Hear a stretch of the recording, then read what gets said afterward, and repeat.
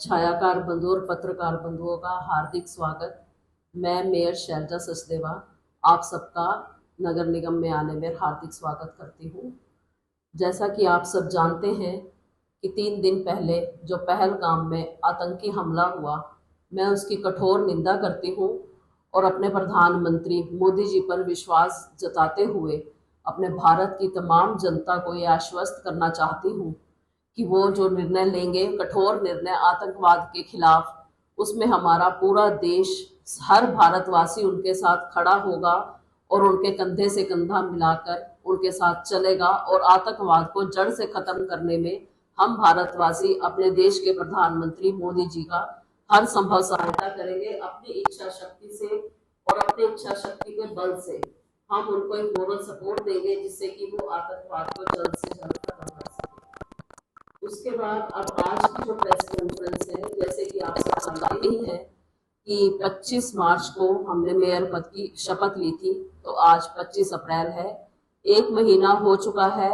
तो 1 महीने के जो हमने विकास कार्य अम्बाला में कराए हैं उसकी रिपोर्ट और जो हमारे आगे योजनाएं हैं उसके बारे में बातचीत करने के लिए और आप सबके माध्यम से अम्बाला की जनता के साथ एक संपर्क बनाने के लिए हम सब यहाँ पर एकत्रित हुए हैं। अब मैं आपको अपना रिपोर्ट कार्ड प्रस्तुत करती हूँ 1 महीने का। जैसा कि आप सब जानते हैं, हमने इलेक्शंस में ही कहा था कि नालों की सफाई बारिशों से पहले कराना हमारी प्रायोरिटी रहेगी। तो उसके अंतर्गत जो नाले की सफाई का अभियान है वो पहले कुछ दिनों के लिए कराया जाता था, परंतु जैसे कि मनोनीत पार्षद संदीप सचदेवा ने 2022 में एक सुझाव दिया था कमेटी में कि नाले की सफाई सारा साल कराई जाए ताकि इसमें जल भराव हो ही नहीं, जिससे कि अम्बाला वासियों को गंदगी से छुटकारा मिले। तो अब हम उनकी योजना के अनुसार अम्बाला के नालों की सफाई सारा साल कराने की योजना की तरफ क्रियान्वित है और हम इसमें सफल होंगे, ऐसा मेरा पूरा विश्वास है। और आप जैसे कि आप सब जानते ही हैं कि कपड़ा मार्केट में हम सब लोग, आप सब भी हमारे साथ ही थे जब हम नालों की सफाई अभियान के लिए गए थे। तो वहां पर जो थड़े बने हुए थे वो पक्के थड़े थे जिससे कि नालों की सफाई नहीं हो सकती थी। तो सचदेवा जी ने एक सुझाव दिया कि ये जो नाले की जो ऊपर जो ढक्कन होते हैं ये फोल्डिंग बनाए जाएं, फोल्डिंग थड़े बनाए जाएं ताकि रात को नालों की सफाई हो सके और सुबह स्वच्छ और सुंदर जो नाले हैं, गलियां हैं, हमारे दुकानदारों को मिले। यहाँ पर आने वाले जो एक शॉपिंग करने के लिए आते हैं, गांवों में से भी लोग आते हैं, तो उनको एक साफ सफाई का अनुभव हो, उनकी हेल्थ अच्छी रहे। इसके लिए ये एक पहल हमारे यहाँ कपड़ा व्यापारियों ने हमारा साथ दिया और उन्होंने फोल्डिंग खड़े बनवाने शुरू कर दिए हैं।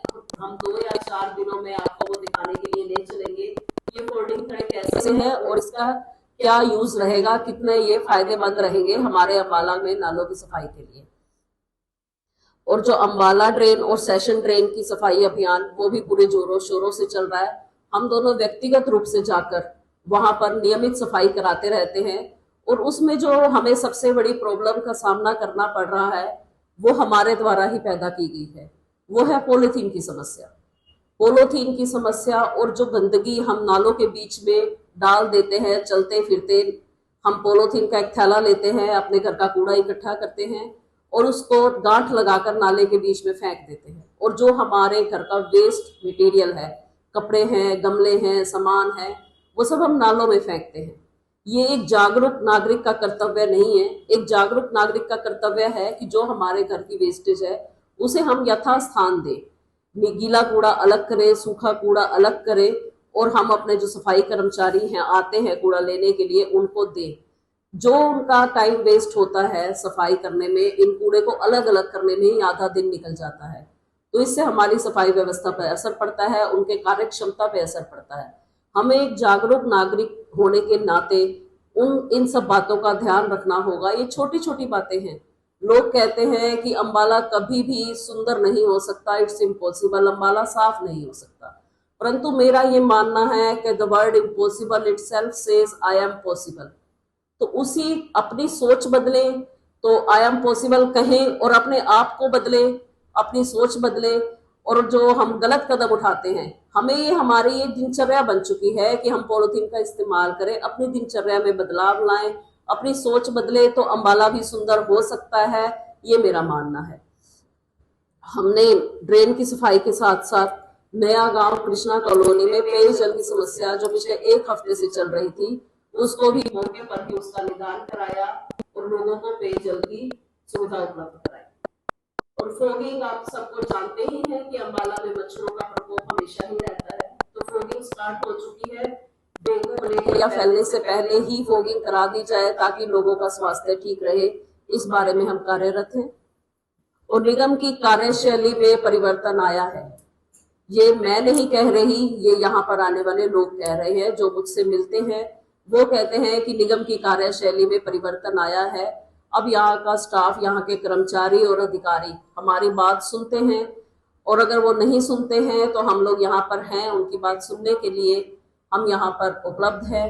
अब थोड़े दिनों में जब ऑफिस रेडी हो जाएगा, अभी ऑफिस रेडी नहीं हुआ है, तो जब ऑफिस रेडी होगा तो मैं यहाँ पर ज्यादा समय दे पाऊंगी, तो ज्यादा एक हिम्मत से, ज्यादा मुस्तैदी से काम पर कर पाऊंगी, क्योंकि एक आपको पर्टिकुलर प्लेस चाहिए होता है काम करने के लिए, वो नहीं है तो उस करके थोड़ा सा फर्क पड़ता ही है। तो मैं इस बात में क्षमा प्रार्थी हूँ अंबाला वासियों के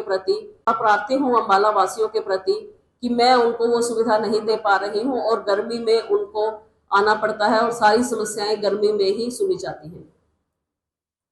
और जो कर्मचारियों की रुकी हुई तनख्वाह थी वो दिलवाई गई, और नगर निगम के 71 कच्चे कर्मचारियों को रोजगार सुरक्षा अधिनियम के अंतर्गत उनको पक्का कराया गया, जिससे कि उनकी जीवन सुरक्षा और बढ़ी, उनके परिवारों को भी सुरक्षा का एहसास हुआ, और वो इस बात के लिए बहुत शुक्रगुजार है मोदी सरकार के, नायब सरकार के। हमने इसके लिए प्रयत्न किया, तो ये मैं अपने आप को बहुत सौभाग्यशाली समझती हूँ इस बात के। और हरियाणा कौशल रोजगार योजना HKRN के अंतर्गत सेवा अवधि 1 साल बढ़ाई गई कच्चे कर्मचारियों की, 1/4/2025 से 31/3/2026 तक अब उनके पास सेवा कार्य का समय है। और नगर निगम को, जहां तक नगर निगम के कार्य का सवाल है, यहाँ पर अंबाला शहर में नगर निगम के कार्य, जो नगर निगम को है, 4 या 5 हिस्सों में बांटकर अलग अलग सेवा केंद्र बनाए जाएंगे, जिससे उस क्षेत्र के नागरिक को नगर निगम में नहीं आना पड़ेगा, और वहीं नजदीक में ही उनका सेवा केंद्र होगा, तो वो वहां अपनी समस्याओं का समाधान करा सकेंगे। इस बात के लिए मनोनीत पार्षद संदीप सचदेवा ने आज से 4 साल पहले ये प्रस्ताव हाउस में रखा था, तो हम उस पर अब क्रियान्वयन करने के और अग्रसर हैं। और कांवला में सीवरेज ट्रीटमेंट प्लांट शुरू कर दिया गया है, उसकी निशानदेही हो चुकी है। और डंगडहरी में जो गोवंश हमारा इधर उधर सड़कों पर घूमता है, जिससे नुकसान होता है गोवंश का, उसके लिए गौशाला के लिए भूमि चिन्हित कर ली गई है, और उन 3.5 करोड़ रुपए के बजट का प्रावधान भी है उसके लिए। और डंगडहरी में जल्दी ही निर्माण कार्य शुरू हो जाएगा। और अंबाला शहर को गोबर से मुक्ति दिलाने के लिए कंप्रेस्ड बायोगैस प्लांट की योजना पर कार्य शुरू कर दिया गया है। और जो हमारे यहाँ के रुके हुए प्रोजेक्ट्स हैं उनके ऊपर भी काम किया जाएगा, वो भी शुरू करवाए जाएंगे।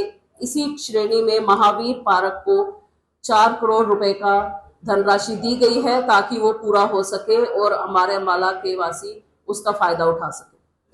और जहां तक NDC के भ्रष्टाचार के खेल का सवाल है, वो खेला बंद किया जाएगा। DTP और नगर निगम के सर्वे का मिलान कर जल्द ही सरकार को भेजेंगे, ताकि इस पर जो NDC में भ्रष्टाचार का खेल हो रहा है वो जल्दी से बंद हो और हमारा कार्य सुचारू रूप से हम कर सके, हमारे अंबाला वासियों को भ्रष्टाचार से मुक्ति मिले। और मेरी एक अपील है अंबाला वासियों से, आप सबके माध्यम से मैं सब अंबाला वासियों से ये कहना चाहूंगी कि सोच बदलेंगे तो देश बदलेगा। हम एक पर्सनल सोच रखते हैं कि मेरा पॉलिथीन इस्तेमाल ना करने से, एक मेरे इस्तेमाल करने से ऐसा क्या हो जाएगा कि पूरे अंबाला को फायदा होगा। ऐसा एक एक व्यक्ति अगर निर्णय लेगा कि हम पॉलिथीन का इस्तेमाल नहीं करेंगे, तो पूरे अंबाला को और उसको भी फायदा होगा। हम अपनी सोच बदलेंगे तो देश बदलेगा, इस बात में मैं निश्चित हूँ और इस बात में मैं दृढ़ संकल्प हूँ। और हम अपने मोदी सरकार की नीतियों को संकल्प से सिद्धि तक का सफर जो अम्बाला के विकास का है वो जल्दी ही पूरा करेंगे। अब ऊपर श्लोक की बातें शुरू